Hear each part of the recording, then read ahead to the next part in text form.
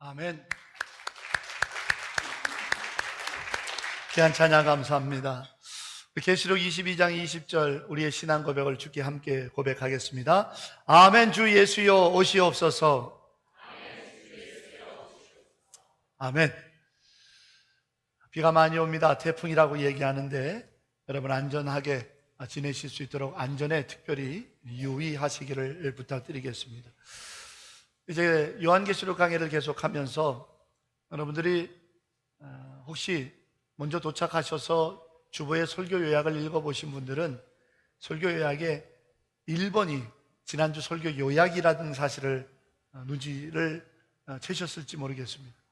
앞으로 요한계시록 설교는 항상 전주 설교를 요약의 1번에 담아 놓을 테니까 여러분들께서 꼭 읽으시면서 지난주에 이랬었구나, 이런 내용이었구나라는 것을 염두에 두며 또 오늘 본문의 말씀을 또 읽고 함께 은혜를 나눴으면 좋겠습니다.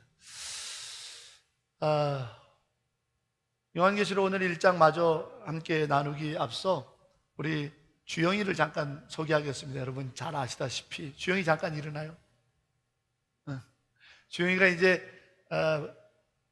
완전한 프로로 전향할 나이는 아니어서 일단 세미 프로 같이 이 나라에서도 프로 대회에 참석해서 상금도 타고 또 이번에 태국에서 좀 큰 대회에서 이번에 아깝게 2등을 했습니다. 준우승을 했는데 이제 앞으로 또 담대하게 우승해서 이제 나갈 거로 알고 있고, 주영이 아빠한테 교회 11조 통장 계좌번호를 알려줬습니다. 예. 그래서 우리 주영이가 늘 11조 신앙으로 어디든지 담대히 헤쳐나가서, 제가 보니까 나이를 계산을 해보니까 2024년 올림픽에 제가 22살이 되더라고요. 그때는 금메달을 딸 수 있는 그런 국가대표도 성장할 수 있도록 우리 크게 박수로 환영해 주시고 축복해 주시기 고맙겠습니다.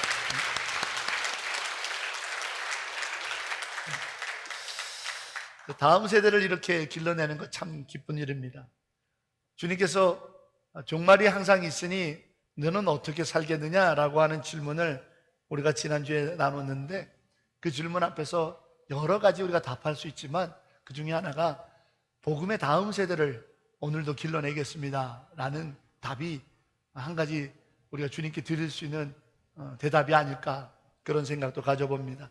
여러분 자녀뿐만 아니라 우리 교회 믿음의 다음 세대들을 위해서 힘껏 기도해 주시기를 부탁드리겠습니다. 오늘 성경의 요한계시록을 말씀을 보면 정말 이것이 예수 그리스도의 계시인데, 이 계시는 다른 것이 아니라 너의 삶의 현장에 하나님이 주시는 복음이라 라고 우리가 지난주에 나누면서 반모라고 하는 섬이라고 하는 나의 삶의 현장에서 주시는 거지, 엉뚱한데 어떠한 특별한 장소에서 계시를 주는 건 다 가짜라고 제가 그렇게 말씀을 드렸습니다. 오늘 우리들의 삶의 현장에서 주님께서 나타내 주시는 음성이 계시입니다. 그런데 오늘 성경에 보면 이렇게 기록되어 있습니다. 여러분 먼저 요한계시록 1장 1절을 봅시다. 예수 그리스도의 계시라, 이는 하나님이 그에게 주사, 이렇게 되어 있습니다. 그죠? 하나님께서 그라고 하는 것은 예수님이거든요. 예수님에게 이 계시를 주사 예수님께서 이 모든 것들을 나타내 보이셨고, 그 중에 요한에게 이것을 자세하게 보이게 하셔서 증언한다라는 얘기거든요. 이거를 가만히 보면 하나님께서 예수님에게 그 놀라운 신비로운 계시를 주고받고 이런 관계로 보게 됩니다. 그렇게 되면은 이것이, 야, 하나님께서 좀 우월하신 분이셔서 예수님에게 계시를 줬네? 예수님은 계시를 받은 분이네? 약간 우리의 신앙, 삼위일체라고 하는 근본 동체시라고 하는 신앙에 조금 헷갈려지기 시작합니다. 그런데 여러분은 어떻게 생각했는지 모르지만 마태복음 28장 18절에 예수님께서도 이 땅에 계실 때 친히 말씀하시기를 하늘과 땅의 모든 권세를 내게 주셨다. 그러니까 하나님께로부터 예수님도 권세를 받았다, 이렇게 표현하셨어요. 그래서 주고받는, 어떤 이런 주고받는 관계신가? 이렇게 우리가 시선을 자칫 다른 곳에 빼앗길 수 있어요. 그러나 주고받는 관계성을 이거는 설명하려고 하는 말씀이 아니에요. 하나님께서 예수님께 이 놀라운 계시를 주실 때가 되어서 주셨다라고 하는 때를 얘기하는 거예요. 그런데 여기서 여러분 정말 잘 들으셔야 될 게, 그러면 아버지께서 아들에게 계시를 주실 때네, 그러면 그것이 종말의 때구나, 이렇게 생각을 한다 이거예요. 그래서 종말이 언제 있다, 1992년 10월 12일이다, 뭐 언제다, 무슨 노스트라다무스 예언이다, 뭐다 이렇게 얘기해요. 그리고 거기에 관심들이 많아요. 그런데 여러분, 성경에는 때를 나타내는 말이 두 가지가 있어요. 하나는 크로노스, 하나는 카이로스예요. 이 두 가지 단어를 동일하게 써요. 카이로스라는 단어가 쓸 때가 있고 크로노스라는 단어를 쓸 때가 있어요. 근데 크로노스라고 하는 단어는 우리가 말하는 시계의 초침과 같은 시간을 말해. 때. 지금 무슨 때냐? 몇 시냐? 지금 12시가 다 돼가네. 이런 때를 말하는 게 크로노스예요. 카이로스는 지금이 무슨 때냐? 지금 흉흉한데 지금이 기도할 때야. 은혜를 받아야 될지. 하나님과의 관계되어 있는 것을 말할 때 쓰는 단어가 카이로스라는 단어예요. 그러므로 오늘 여기 아버지께서 아들에게 계시를 주사, 이 이야기는 이 계시의 때가 전해질 때가 되었다, 하나님의 계시의 때가 이 땅에 임할 때가 됐다라고 하는 카이로스의 때를 말하는 거예요.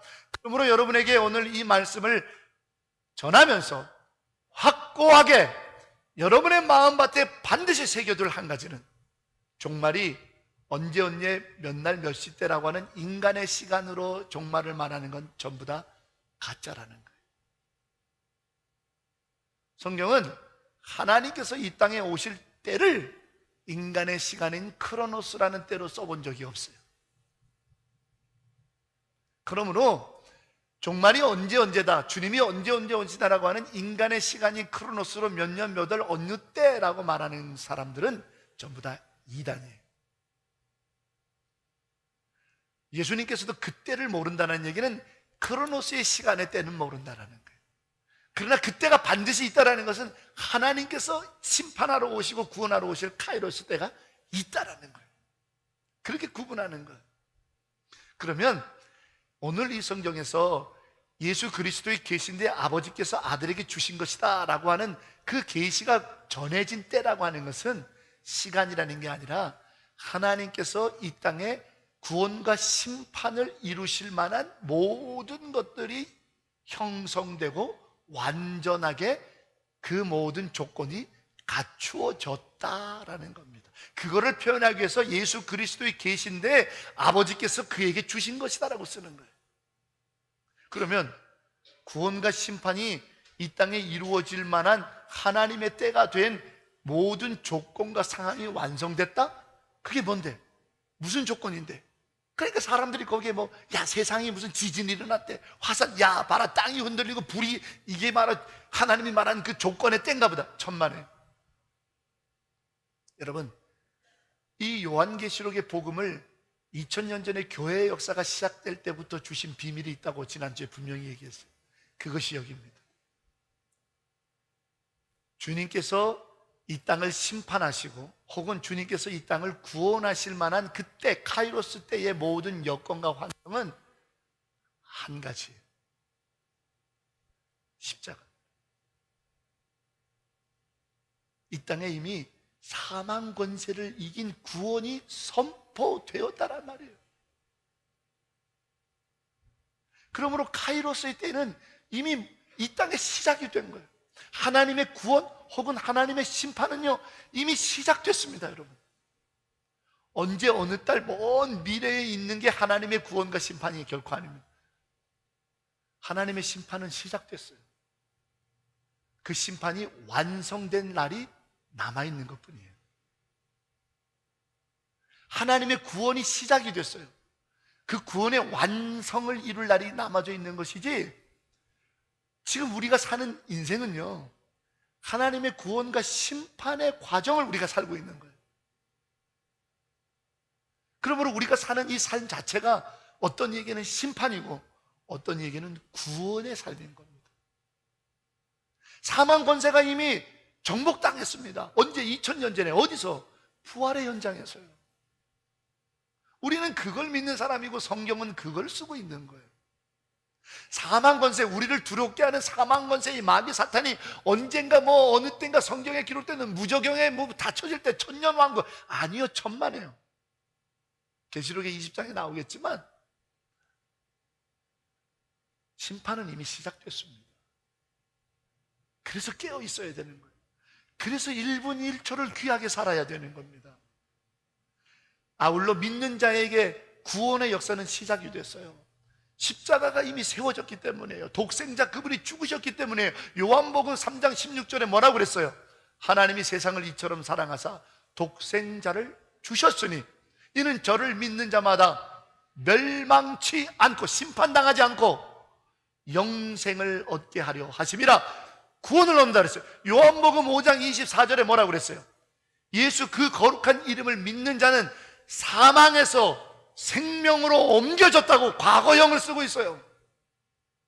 이미 예수 그리스도를 믿는 자는 요한복음 5장 24절에 이르기를 사망에서 생명으로 옮겨졌다고요. 십자가를 믿는 사람은 이미 심판에서 면해지고 구원을 받았다라는 거예요. 그러나 그 십자가를 믿지 않는 자들은 구원이 선포됐음에도 불구하고 그들은 멸망하게 될 심판이 남겨져 있다는 거죠. 그러니 이 심판과 구원이요, 언젠가 먼 미래에 있지 않아요. 지금 우리는 심판과 구원의 날을 살고 있다니까요. 그렇기 때문에 예수님께서는 깨어 있으라는 거예요. 내일을 알지 못한다라는 거예요. 그렇기 때문에 예수님께서 그 나라와 그의 의를 먼저 구하라는 거예요. 왜? 사망이 제압되고 사탄이 제압되고 부활의 문이 열렸고 예수의 십자가의 보혈이 흘려진 이때, 이것이 바로 계시를 부여받은 때라는 겁니다. 사랑하는 여러분, 이것이 계시록이 오늘 우리에게 들려주고 있는 복음이에요. 믿는 자들에게는 이미 구원이 시작됐습니다. 그러므로 오늘 우리들이 사는 삶은 구원의 영광의 삶이 될 줄로 믿습니다. 그것이 우리들의 믿음이에요. 성경이 가르쳐주고 있는 거예요. 우리는 그걸 믿기 때문에 오늘의 환난과 고난을 두려워하지 않는 거예요. 먼 언젠가 천국이 있기 때문이 아니라 내가 구원의 삶을 살기 때문이에요. 지금 사랑하는 여러분, 그래서 예수 그리스도의 계시라, 이것은 아버지께서 아들에게 주사, 바로 이게 예수님께서 빌립보서에 기록되어 있는 2장에 기록되어 있는 것처럼 너희는 하나님의 마음을 닮아라. 그 그리스도 예수의 마음이라고 그랬어요. 그는 근본 하나님과 동체시나 하나님과 함께 되심을 거부하시고 이 땅에 낮고 낮은 인간의 죄된 모습으로 오신 그 사건, 바로 독생자가 이 땅에 오신 그 사건이 바로 이 계시가 부여받은 사건이라는 거예요. 그러므로 이제 예수 그리스도라고 하는 이 구원과 심판의 계시는 이미 선포된 겁니다.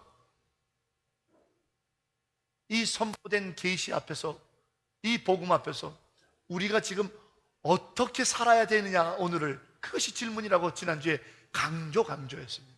오늘 요한계시록의 복음이 오늘 우리에게 전하는 것은, 야, 구원의 역사가 이미 선언됐어. 심판이 이미 시작이 됐어. 그러니 너는 오늘 어떻게 살을래? 라는 거거든요. 오늘을 심판이고 뭐고 없는 날처럼 그렇게 살겠느냐? 아니면 오늘 이 날이 내 삶의 심판의 날일 수도 있고 내 삶의 구원의 날일 수 있고 나의 인생을 계수할 수 없다, 이 말이에요. 태양빛에 던져져 있는 마른 풀과 같고 시위에서 떠난 살과 같고 아침 안개같이 언제 흩어질지 모르는 것이 우리의 인생이라는 거죠. 왜? 그것이 언제든지 우리가 심판과 구원의 앞에 서게 될 것이기 때문에 그거를 오늘 요한이 경험하는 거예요.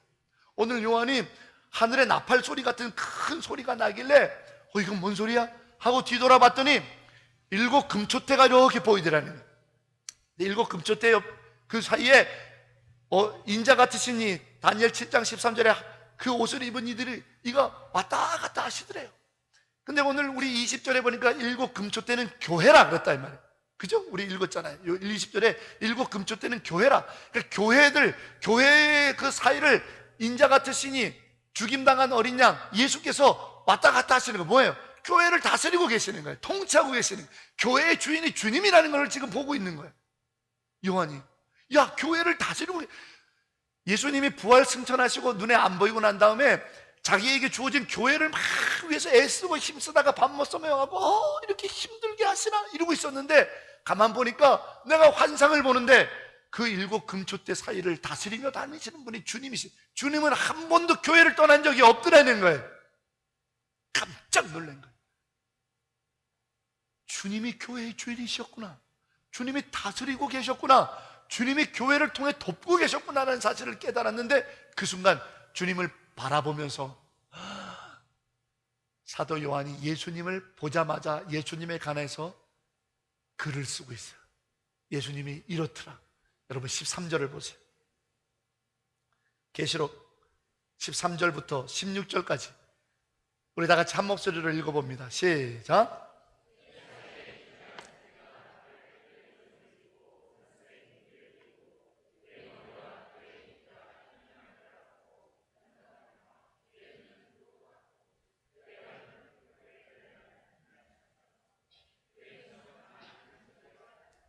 그의 오른손에 7뼈리 있고 그의 입에서 좌우에 날선검이 나오고 그 얼굴은 해가 힘있게 비치는 것 같더라. 보세요. 13절에 촛대 사이에, 교회들 사이를 인자가 뜨시는 예수님께서 발에 끌리는 옷을 입고 가슴에 금띠를 띠고 다스리고 계신대요. 그의 머리와 털은 희기가 흰 양털 같고 그의 눈 같으며, 흰 눈 같으며, 그의 눈에서는 불꽃이 일고 그의 발은 풀무불 아래 단련한 빛난 주석과 같이 빛나는데 그 세상에서 찾아볼 수가 없고, 그의 음성은 많은 물소리, 완전히 폭포수 같은 물소리에서 그의 목소리 앞에 어떠한 소리도, 찍소리도 못 내고 있고, 그의 오른손에 7뼈리 있고 그의 입에서 좌우에 날쌘 검과 같은 말이 나오더라는 거예요. 좌우에 날쌘 검과 같은 말씀. 근데 이 얼굴을 보자마자, 이 모습을 보자마자 17절에 요한이 어떻게 했어요? 엎드려져서 고개도 못 들고 두려워서 예수님께도 가지도 못하고 있다고 쓰고 있어요. 그러면서 나를 죽은 자 같이 됐다라고 쓰고 있어요. 예수님을 보자마자, 교회를 다스리고 계시는 예수님을 보자마자 죽은 자 같이 엎드려졌다라는 거예요. 여러분, 이 사도 요한이 오늘 주님께서 보여주신 교회와 예수님과 자신과의 관계를 밝히고 있는 이 모습을 복음으로 여러분 반드시 기억해야 돼요. 교회에서 언행을 조심하십시오. 내 생각에 아무리 옳은 것 같아도 교회에서 주의하세요. 내가 아무리 저 사람 미워도 교회에서 조심하세요. 오늘 요한이 보기에 입에서 날선 검과 같은 말씀이 나오고 그의 목소리는 많은 물소리. 여러분, 저는 시골놈이라 이렇게 빗소리가 오고 폭포가 치는 듯이 엄청난 비가 오는 때 강물 옆에 한번 가보세요. 아무 소리, 인간의 소리 아무것도 안 들립니다. 그 물소리 앞에요, 어떤 소리도 가봐야 그 물소리에 다 묻힙니다. 많은 물소리 같은 거예요. 그러니까 교회는 주님의 목소리만 나와야 되는 거야. 그 7촛대는 교회라며요. 그 교회를 인자 같은 이가 지금 다니시면서 다스리시는 거예요. 금띠를 띠고 입에서는 그 날카로운 검과 같은 말씀이 나오면서 교회를 다스리고 계시는 주님이 계시는데, 내가 교회에서 아나무인하게 행동하면 안 돼요. 항상 주의해야 돼요. 항상 주의해요. 죽은 자 같은 자가 됐다는 이 요한. 근데 여러분, 이건 정말 납득이 안 갑니다. 왜 납득이 안 가는 줄 아세요? 여러분, 요한복음 한번 찾아볼까요? 요한복음 13장입니다 23절. 지금 요한계시록 1장 17절에 사도 요한이 예수님을 보고는 죽은 자 같이 엎드려서 벌벌 떠는 게 이해가 안 간다고요. 왜냐하면 요한복음 13장 23절 때문에 이해가 안 가는 거예요. 자, 요한복음 13장 23절 한번 같이 읽어보겠습니다. 시작.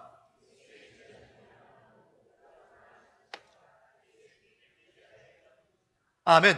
여기서 예수님의 제자 중 12제자 중에 한 사람, 곧 예수님께서 사랑하시는 자, 그게 누구냐면 사도 요한 자기를 말한다 이 말이에요. 사도 요한은 요한복음의 21장에서 또 자기가 예수께로부터 사랑받은, 특별히 사랑받은 자라고 자랑하고 있어요.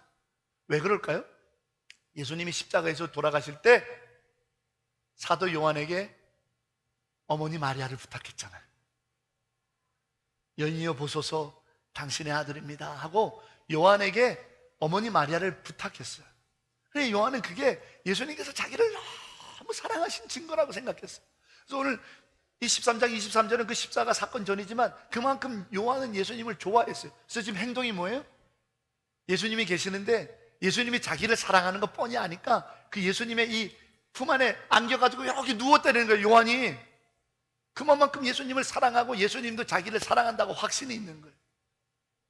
여러분, 집에서 기르는 애완견도요, 낯선 사람이 오면 조그만 놈도 지가 무슨 힘이 있다고 이런다고요. 낯선 사람 보면. 그런데 어떻게 주인이 들어오면 어떻게 해요?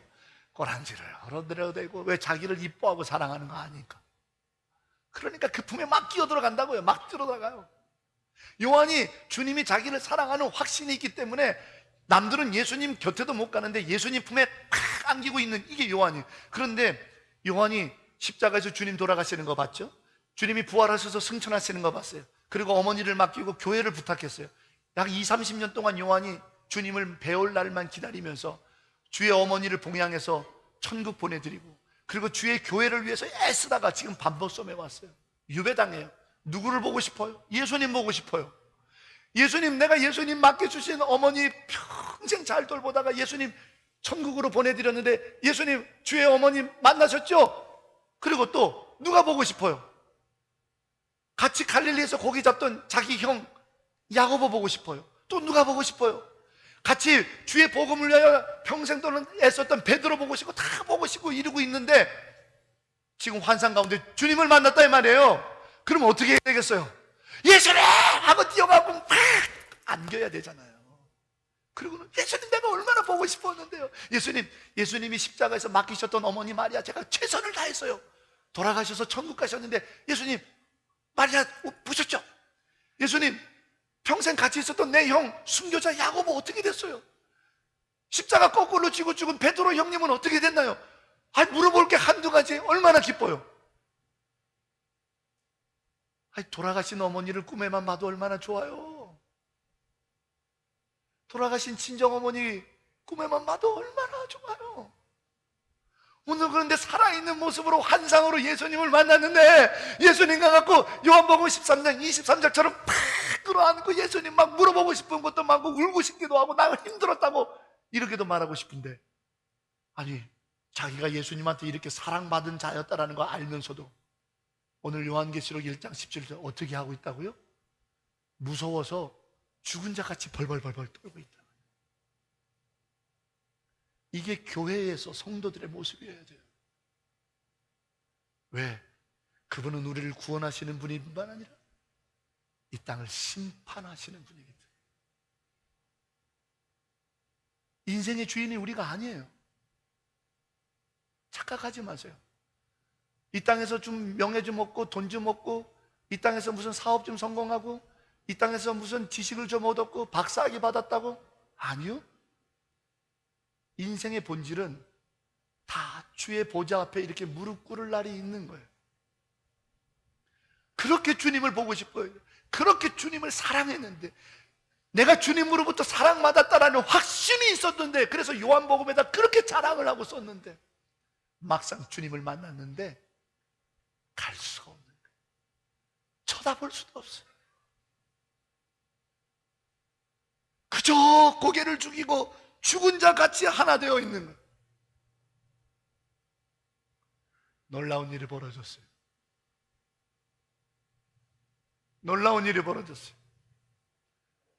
의로운 오른손에 7별을, 그 7별은 오늘 계시록 20장에 교회의 사자라고 써져 있는 7별을 오른손에 가지고 계시는 그분이 두려워 떨고 있는 요한의 머리 위에 손을 놓고 안수하여 두려워하지 말라 하고 요한을 일으켜주는 거예요. 이게 시편 3편에 기록되어 있는 것처럼 내 머리를 들어주실 분이 누구냐는, 벌벌벌벌 떨어서 팍 숙이고는 내 의로는 주님의 보좌 앞에 못 가는 거야. 내가 무슨 착한 일하고 내가 맡겨준 거 사명 잘 감당했다라는 나의 의로는, 나의 행한 것으로는, 내가 이 땅에서 착하게 살았고 맡겨진 사명 충실하게 감당했다라고 하는 내 의로는 절대로 보좌 앞에 못 나가는 거예요. 절대로 예수님을 못 보는 거예요. 그런데 나를 사랑하사 나를 위하여 자기 몸을 십자가에 찢어 죽게 하셨던 주님이 나를 불러주시는 거예요. 요한아, 머리를 들라. 두려워하지 말라. 대응아, 머리를 들라. 두려워하지 말고 이 보좌 앞으로 나오너라.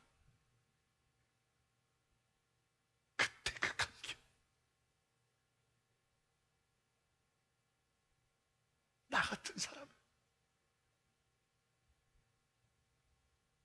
죽은 자같이 주님 앞에서 벌벌 떨 수밖에 없는 이 죄인을 두려워하지 말라고 안수하시고 일으켜 머리를 들고 보좌 앞으로 나오라고요. 그 하늘 보좌 앞으로 나오라고요. 이 감격에,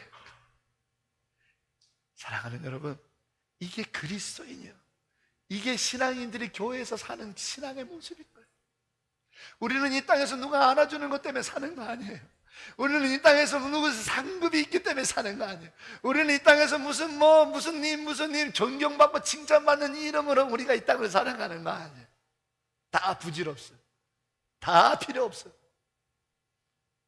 그 보좌 앞에서 다 죽은 자같이 벌벌 떨고 있을 때, 대응아, 두려워하지 말라. 너는 내 딸이라, 너는 내 아들이라. 고개를 들고 이 보좌 앞에 나와 같이 이 땅을 다스리자라고 내 이름을 불러주는 그날을 꿈꾸며, 그날을 꿈꾸며 살아가는 게 그리스도인이라는 것, 그게 믿음의 사람이라는 것. 사랑하는 여러분, 구원이 완성되는 그 보좌 앞에서 주께서 우리의 이름을 불러주시기를 주의 이름으로 축원합니다. 주님께 불려지는 이름이 바로 여러분의 인생이 되기를 주의 이름으로 축원합니다. 이 땅에 화려한 날을 사는 것이 우리의 인생이 아니라, 이 땅에 명예로운 삶을 살려고 이 땅에 온 것이 아니고, 이 땅에 평안하고 부요한 삶을 누리기 위해서 이 땅에 온 것이 아니고, 오직 하나, 나의 이름이 불려질 그날을 기대하면서 사는 것, 그것이 바로 십자가에 담겨있는 계시더라는 거예요. 여러분, 저는 이 본문을 읽을 때마다 마음이 감동이 돼서 뜁니다.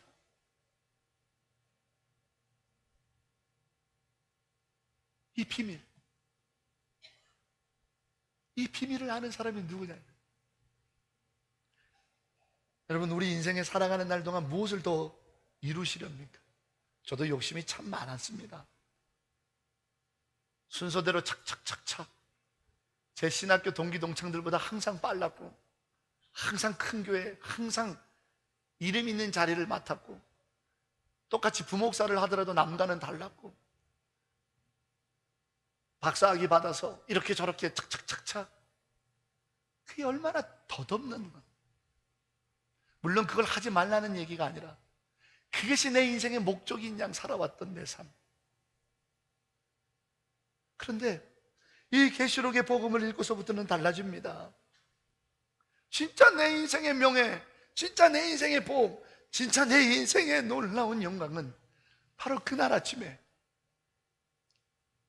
나의 이름이 불려지는 그 순간이라는 거예요. 많은 사람들의 이름이 불려질 것 같지만 그렇지 않더라는 거죠.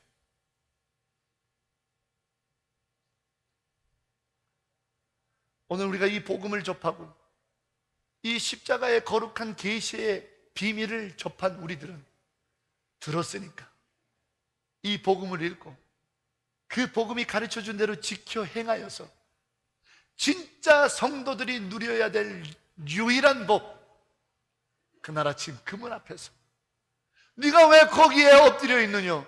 일어나라, 두려워하지 말라, 내 보좌 앞으로 나와라, 존귀와 찬송과 영광을 같이 돌리자라고 나의 이름을 불려주실 그 아름다운 복, 그 아름다운 놀라운 축복을 향하여 오늘의 삶도 당당하게, 오늘의 삶도 씩씩하게 오늘의 삶도 기쁘게 그날을 향하여 달려나가는 천국인의 삶, 달려갈 길을 다 달려가는 예비된 생명의 멸관을 향하여 달려나가는 저와 여러분, 주께로부터 이름 불려지는 자들이 되기를 주의 이름으로 간절히 축원합니다.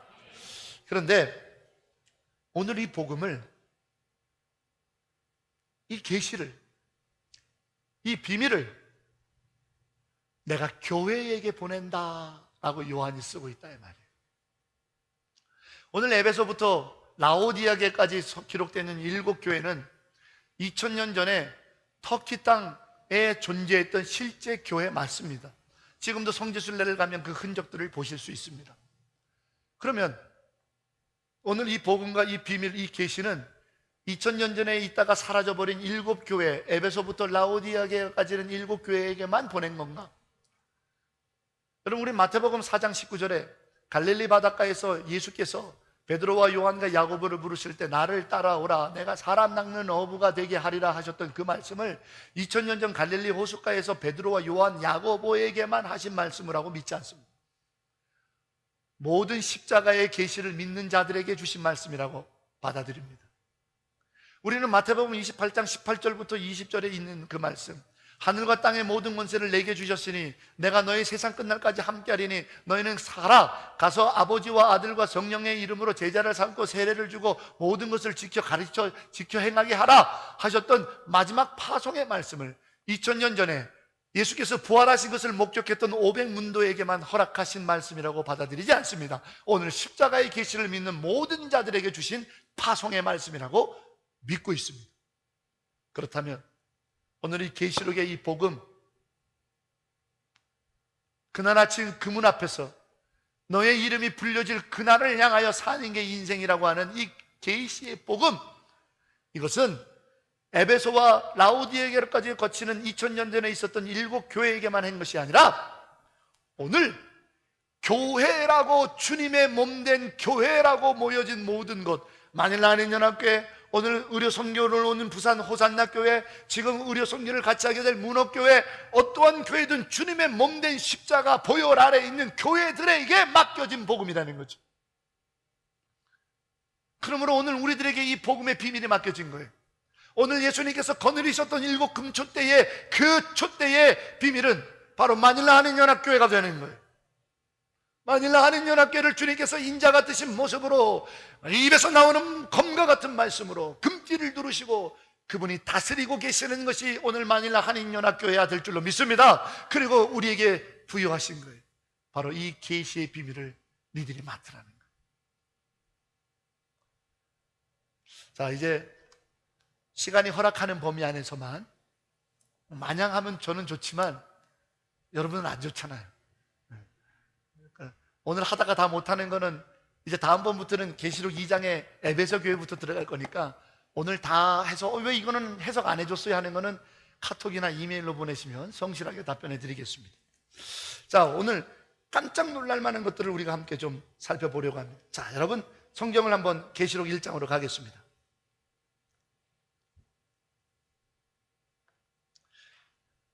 자, 3절에 이 예언의 말씀, 이 계시, 십자가의 복음을 읽는 자, 듣는 자, 그 가운데 기록된 것을 지키는 자는 복이 있으니 바로 이 심판과 구원의 때가 선포되었습니다. 요한은 아시아에 있는 7교회에 그러므로 편지한다. 오늘 마닐라 한인연합교회에다 내가 보낸다 이거예요. 왜 보내느냐? 누가 시켰느냐? 이제도 계시고 전에도 계셨고 장차 오실 이가 시켰다라는 거예요. 여러분, 이전에도 계시고 전에도 계시고 장차 오실 이가 누구예요?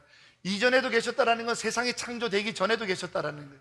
세상이 창조되기 전에 있었던 분이 누구예요? 창세기 1장 1절에 세상이 창조되기 전에 수면을 운행하셨던 것이 누구예요? 하나님이시죠. 창조주 하나님이시라고. 그러므로 이전에도 계셨고 전에도 계시고 다시 오실 이는 창조주 하나님이에요. 그런데 여기서 우리가 하나 짚어야 될 게 있어요.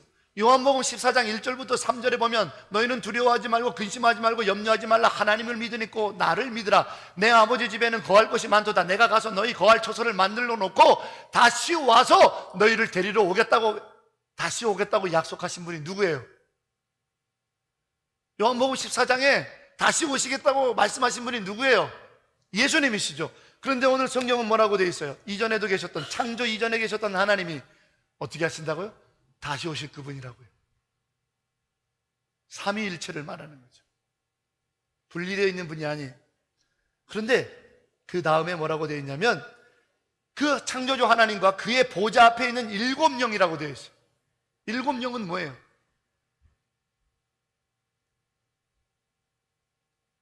하나, 둘, 셋, 넷, 다섯, 여섯, 일곱 개의 영이 있다라는 게 아니라 그 보좌에 거느려 있는 영의 성품, 영의 속성을 말하는 거예요.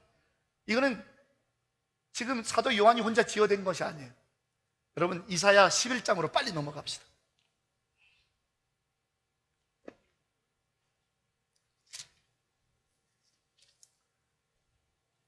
오늘 두 절밖에는 설명을 못할 것 같으네. 이사야 11장 1절 2절, 구약성경 981쪽.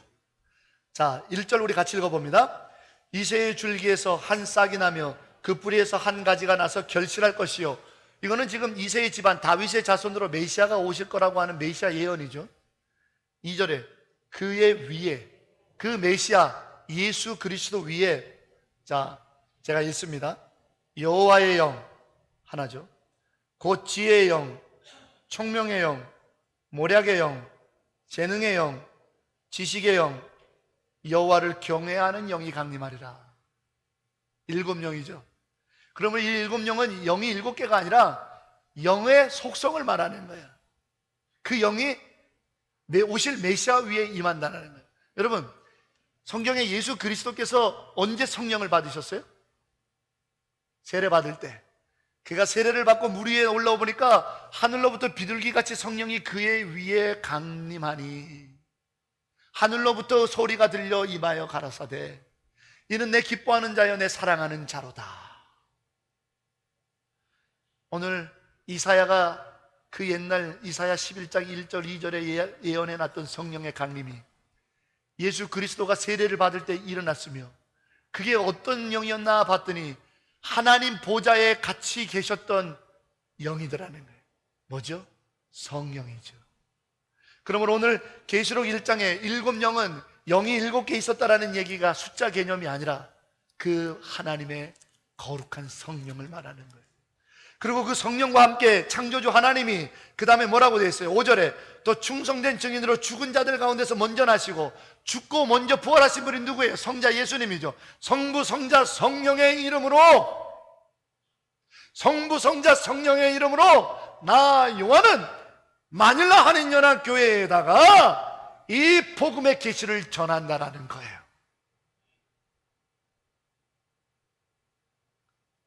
이전에도 계셨던 창조주 하나님,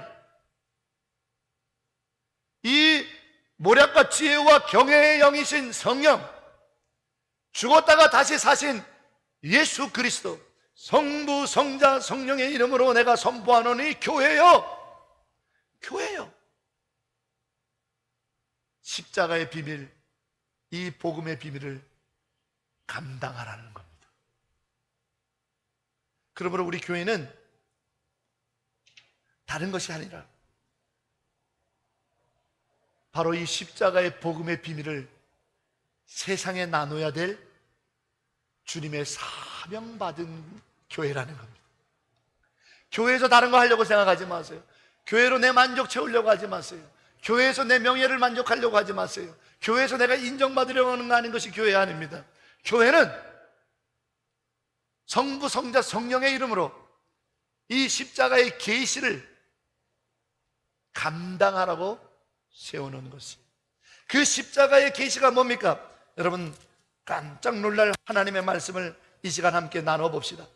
오늘 계시록 1장 18절을 가보세요.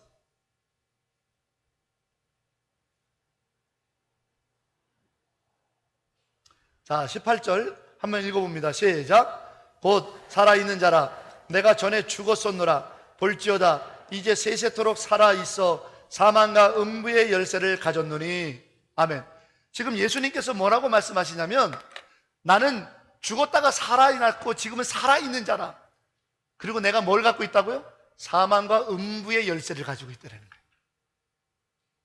사망과 음부의 열쇠는 뭐죠? 심판이죠. 심판의 권한을 갖고 있다는 거예요. 근데 지금 하나가 빠졌어, 열쇠가. 무슨 열쇠가 빠졌어요? 지금 예수님이 지금 요한에게 설명하시는 거야. 예수님이 내가 지금 죽었다가 살아난 자야. 난 그러나 지금 살아있어.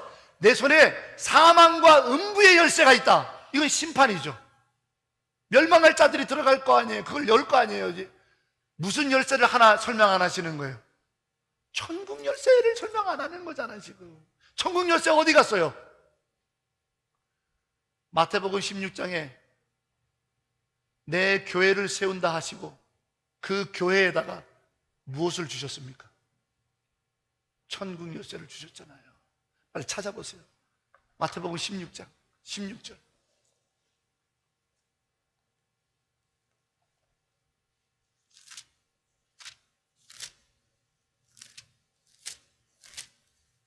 마태복음 16장 16절부터 자 18절까지 우리 다 같이 읽어보겠습니다. 시작.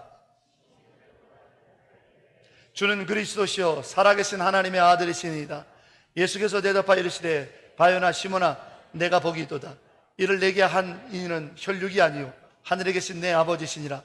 또 내가 내게 이르노니 너는 베드로라. 내가 이 반석 위에 내 교회를 세우리니 음부의 권세가 이기지 못하리라. 자 19절 같이 또박또박 시작. 내가 천국 열쇠를 내게 주리니. 아멘. 천국 열쇠는 예수님께서 교회를 세우면서 교회에다가 맡겼다고요. 예수님께서는 지금 음부와 사망의 열쇠를 갖고 계시고 천국 열쇠는 교회에다가 맡기셨다고요.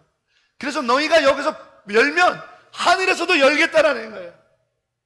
그러므로 오늘 이 십자가의 비밀의 계시를 성부, 성자, 성령의 이름으로 교회에게 내가 써서 보내느니 교회에 뭐 하라는 거예요? 정죄하고 심판하는 권한은 교회가 없어. 왜? 음부와 사망의 열쇠는 주님 손에 있으니까. 교회는 무엇을 부여받았어요? 영혼 구원하여 천국에 보내는 열쇠를 받았다고요. 근데 왜 교회에서 정죄해요? 심판해요? 그건 우리 권한이 아니야. 교회에는 정죄와 심판의 권한을 준 적이 없어. 교회는 천국 열쇠.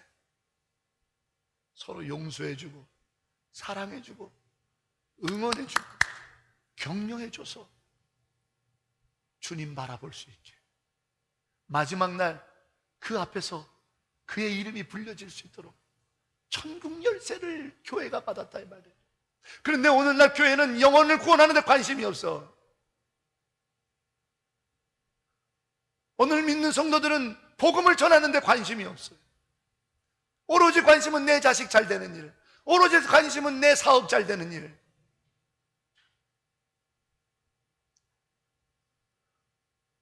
오늘 성부, 성자, 성령의 이름으로 나 요한은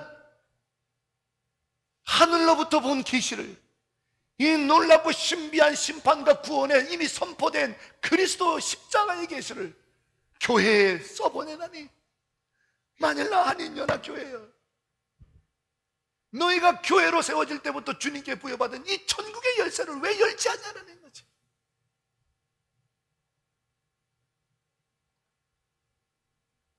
사랑하는 여러분, 이것이 계시록의 계시예요. 이게 복음이에요. 근데 더 놀라운 것은 오늘 계시록에 찾아보지는 않겠습니다만 내가 너희를 제사장 나라로 삼았다라고 쓰셔요. 제사장. 교회를 제사장으로 삼으셨대. 그거는 사도 요한이 지어낸 것이 아니라 출애굽기 19장이에요.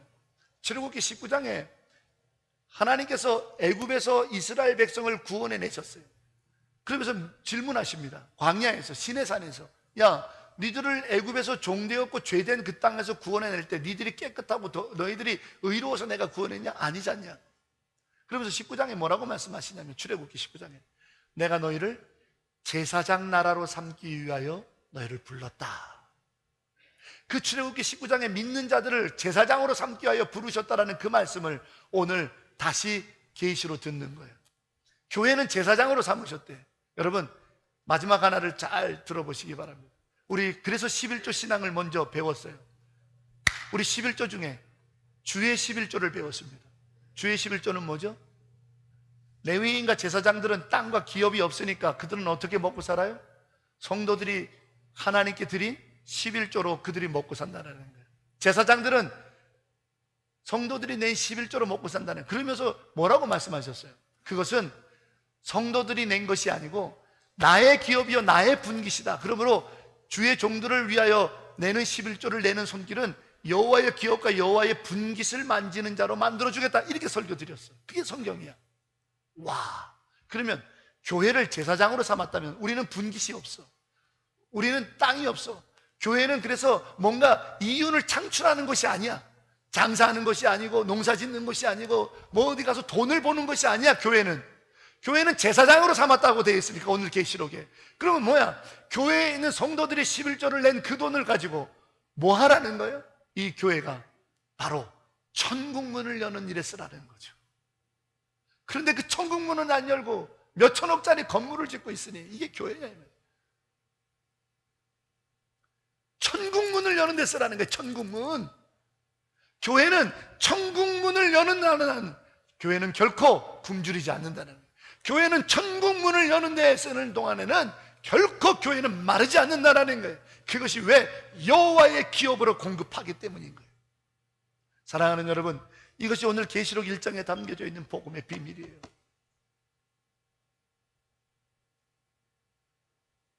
오늘 우리를 이 교회의 일꾼으로 부르셨습니다. 오늘 우리가 이 교회의 비밀, 그리스도의 십자가의 비밀을 부여받은 자입니다.